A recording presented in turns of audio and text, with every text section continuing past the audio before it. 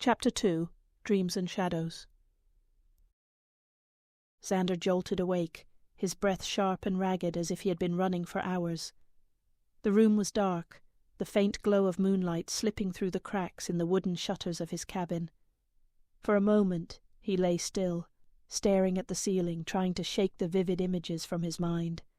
But the dream clung to him, stubborn and unyielding.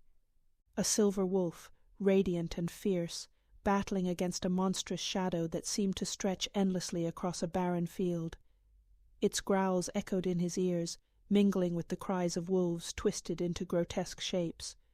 And then the eyes, the wolf's eyes, glowing with a light that pierced the darkness. They looked straight at him, pleading, accusing.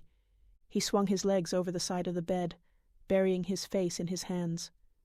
The dreams had been coming more frequently, each one more intense than the last. They weren't just dreams, they were warnings. He knew it deep in his bones, the same way he knew the shifting winds meant a storm was coming. Something was wrong, something bigger than anything he had faced before. A knock at the door broke the silence.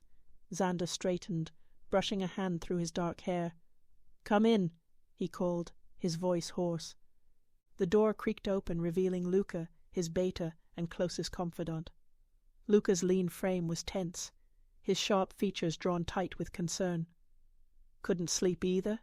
he asked, stepping inside and closing the door behind him. Xander shook his head. The dreams again.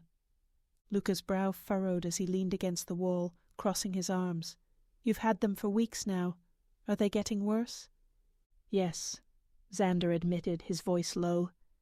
"It's always the same, the silver wolf, the shadow, the darkness. And the wolves, Luca.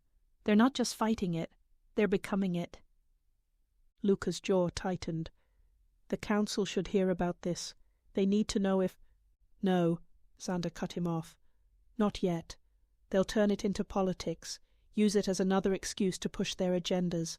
I need to figure out what it means first." Luca hesitated, then nodded. "If anyone can make sense of it, it's you. But you can't shoulder this alone, Xander. Not this time." Xander met his beta's gaze, a flicker of gratitude softening his features. "I'll be fine.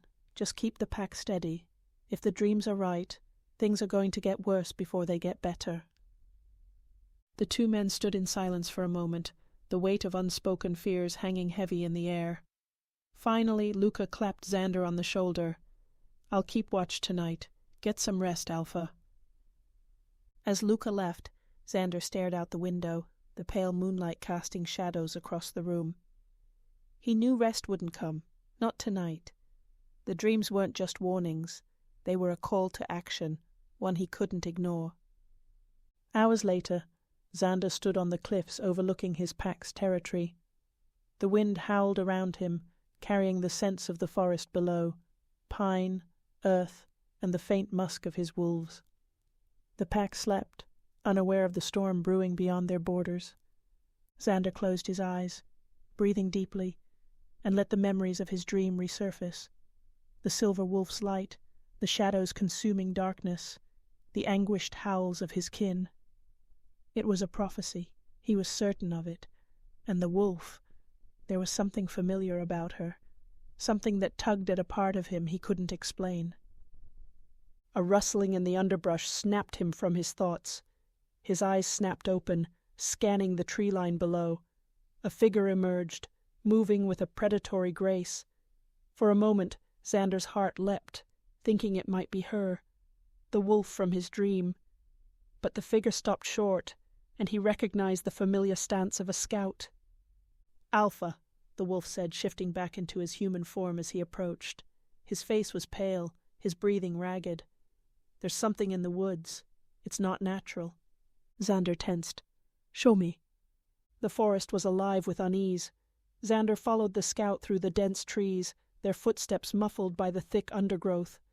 The air felt heavier here, the scent of decay mingling with the usual earthy tones. The scout stopped abruptly, pointing to a clearing ahead. At first glance it seemed empty.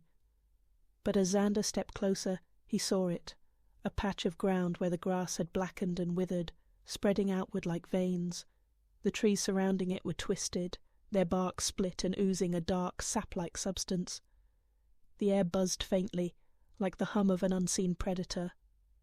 "What is this?" Xander murmured, crouching to inspect the ground. He touched the soil, only to pull back as a sharp chill ran up his arm. The scout's voice trembled. "It's spreading, Alpha. I've never seen anything like it." Xander rose, his expression grim. The darkness from his dreams was no longer confined to the realm of sleep. It was here, encroaching on their world. "Gather the pack," he ordered, "and send a message to the council. They need to know what's coming." As the scout hurried off, Xander remained in the clearing, staring at the corrupted ground. The silver wolf's eyes flashed in his mind again, and a sense of foreboding settled in his chest. Whatever this was, it was only the beginning. A howl broke through the silence, distant but unmistakable. Xander tilted his head, listening. It wasn't one of his wolves. It was something else, something wild and ancient.